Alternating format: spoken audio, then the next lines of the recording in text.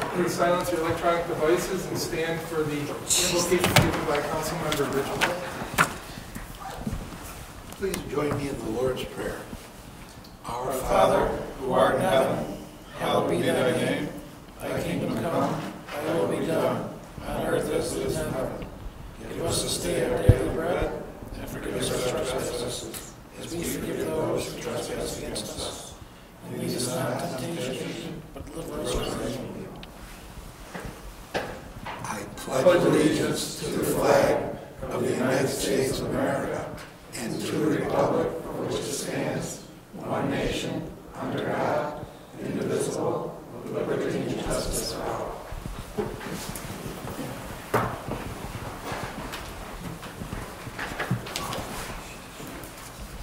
Public comments? Communications? The BIG submitted their application for Christmas in the City on Saturday, December 2nd, 2 to 6 p.m. The parade would be at 6 o'clock. There'll be vendors in the City Center 2 to 6, and a parade would be on Main Street. Any questions or concerns on that? Okay, go ahead. They also submitted an application for ice skating on December 2nd, also from 2 to 6 p.m. There have been some issues over the location though, so I'm gonna defer to Rachel. Yes, so we have looked at several different locations and we do want to have them do the ice skating rink in the city center lot, but more parallel to Elvis Street, so that it mirrors where the current farmers market is. So right now they're working with the county, and the county used to put up an ice skating rink in DeWitt, Cedar Street Park. They're no longer doing that, so the bid thought it might be a great idea to have an attraction around Christmas in the City and to have that ice skating rink up for that and maybe a little bit after as well. So we will be using City Fire to fill the rink if it is approved, and it would be to come and skate, and they will certainly have insurance for the ice skating rink. So I see where it's crossed off Jackson Street, and now it says Penny's Lot. So Penny's Lot is the planned final location for it? The reason they can't do it in Jackson Square is because the construction has started back there on the stage and the improvements in Jackson Square. But in the future, they do want to move it to have it during the winter in Jackson Square, right in the middle of the city, for residents of our city to enjoy. Okay. Any questions or concerns on that? Rachel, is this fenced off? I'm not sure if it's going to be fenced off. I'm guessing the height of the rink. Do you want me to answer? If you know. She couldn't make it tonight because she has a migraine and one on. But anyway, she said they will be buying the snow pits to put around. Gotcha. And it's 100 by 200. And they can make it smaller or bigger. I did know that, so we're going to work with DPW to figure out the right size in the park. I just hate to see somebody driving into it while it's still dark out in the middle of the night or the next morning and damaging the surface. It'll be all weather permitting. We have a 50-degree day for Christmas in the city. I mean, we can only have... There'll be no skating, right? It'll be water play at that point with your rubber ducky.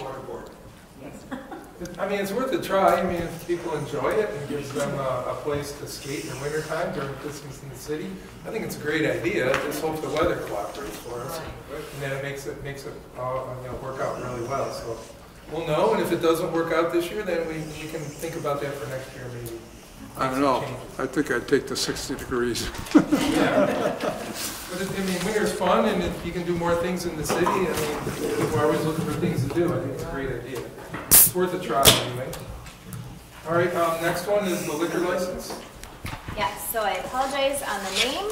I'm not going to get this right, but La Coxaqueña Taqueria submitted a liquor license application. There was no objection from the police department. Where is that located? Yeah, it's in the 325 what's the name? what's the value plaza, sorry, yes. Oh, okay, the value Yes. class, Or gotcha. 425. 425, yeah. Gotcha. I mean, that's more of an informational thing for us. I mean, we really can't, I mean, you know, it goes through its own channels and we can't, it's just more for our knowledge. We can't really stop it unless there was some kind of problem, and then it would be done through the normal channels, like police department, whatever, would file complaints with it. That's all I have. All right. The next city council meeting will be held Monday, November 13th, 2023, 7 p.m. City Hall Council Boardroom, second floor, City Center. Police Chief, update on the parking restrictions on Washington Avenue. Yeah, thank you, Council President. As the city code calls out, the police chief has the authority to enact parking restrictions across the city for the purpose of maintaining order and proper parking. We have made a change to the area of Washington Avenue near Ross Street. Before, there was a no standing sign there, as well as on Ross Street, right across from the middle school. We found that to be problematic from an enforcement perspective, because when people are dropping their kids off or picking their kids up from school, that's what happens. People stop there.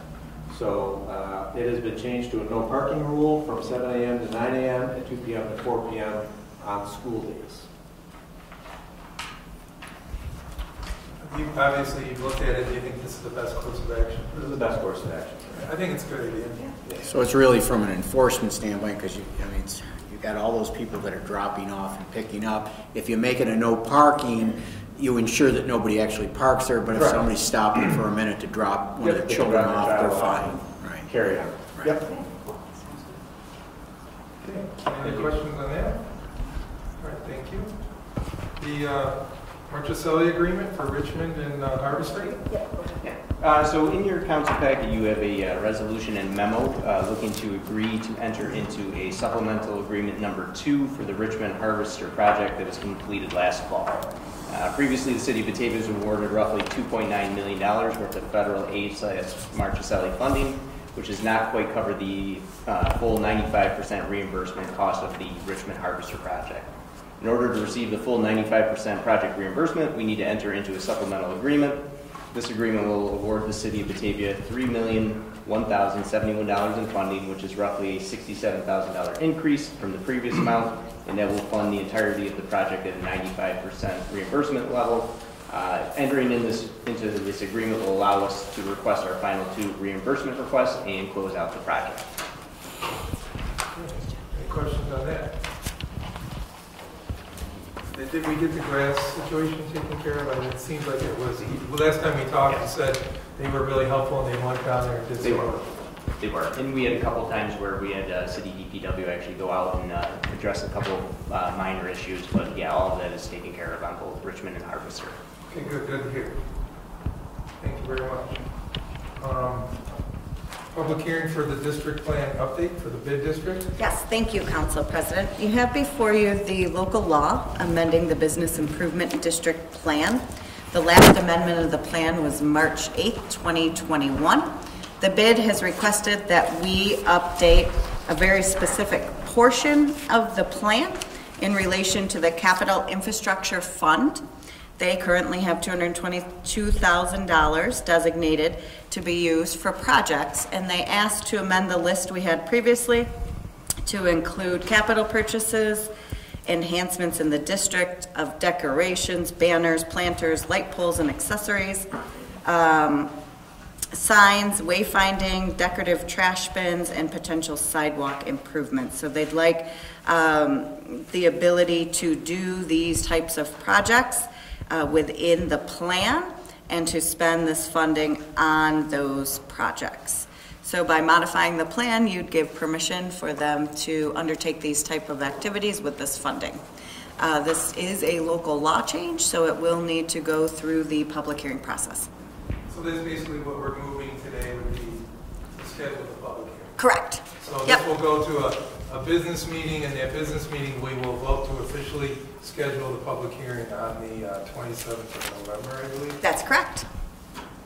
Any questions on that?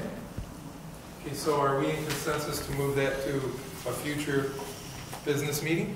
Yes. Say it's moved. Fire engine vehicle acceptance? Yes, thank you, Council President.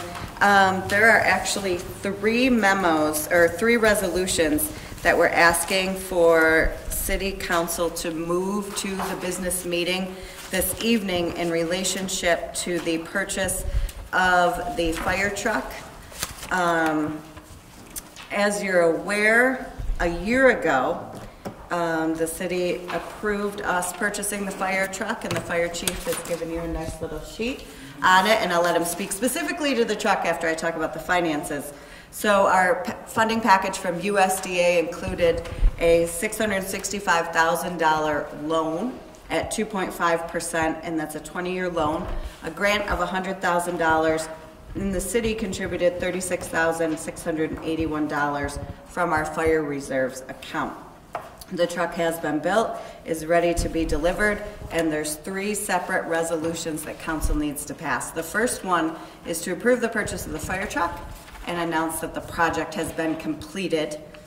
The second one, it does not have a number on it, so it looks like this form right here that says USDA on it, but if you read carefully, it is written in resolution format. That also needs to be passed so we can do the financial close on the fire truck. And the last resolution is the detailed bond resolution. So I will let the fire chief talk specifically about the truck, but those are the items that we do need to pass tonight so we can go to close on the truck and take delivery. Mr. Council President and council members, I gave you a brief synopsis of the new fire truck, and this picture was actually taken this morning by Captain Herberger. Captain Call is actually standing in the picture. They're out there right now to do the final inspection, which they'll be doing all day tomorrow at the factory.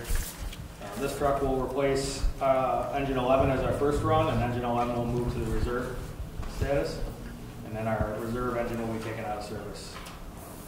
It's a Spartan Gladiator 2024 chassis.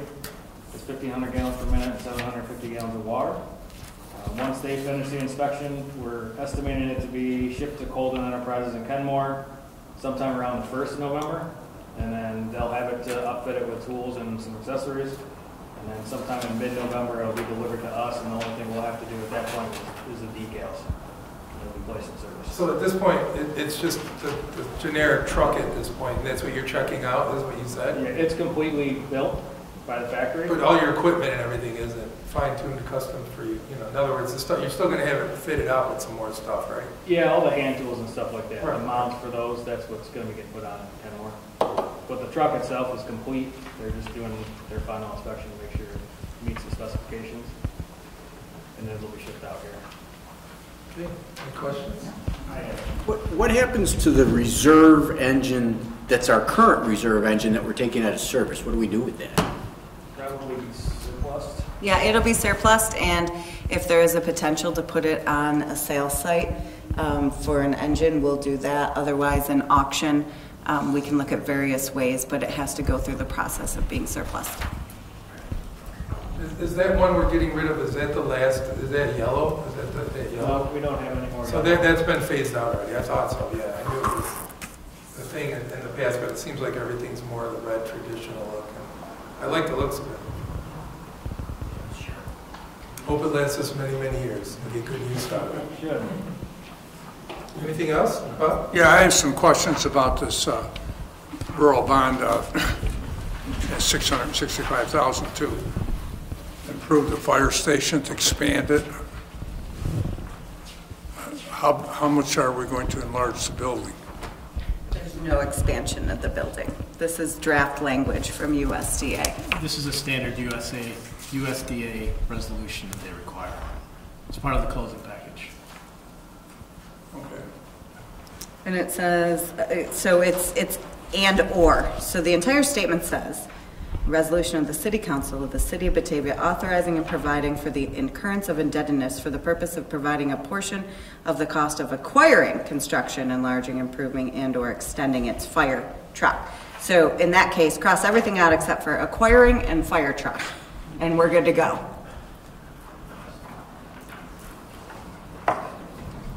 So they catch everything in that sentence, Councilman.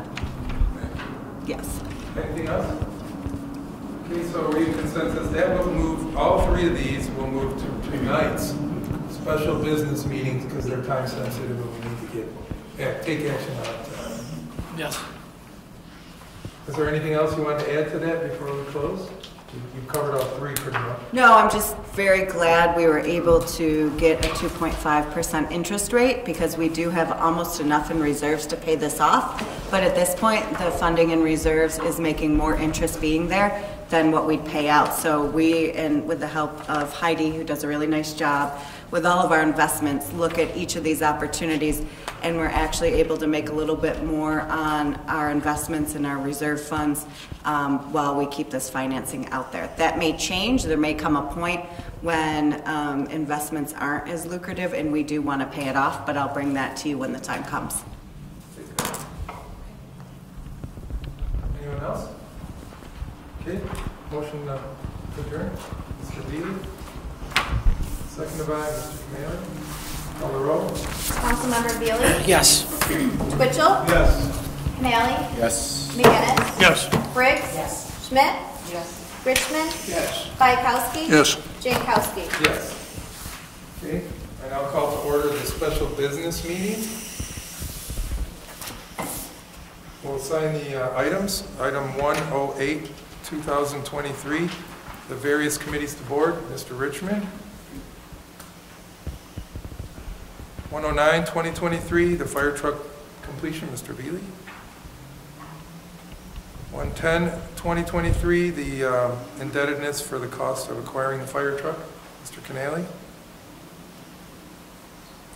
111, 2023, the bond to finance the fire truck, Mr. Bayakowski. Okay, Mr. Richmond, 108, 2023, please. Thank you, Council President. I move a resolution to appoint members of various city committee boards. Seconded by Ms. Briggs. Questions or concerns?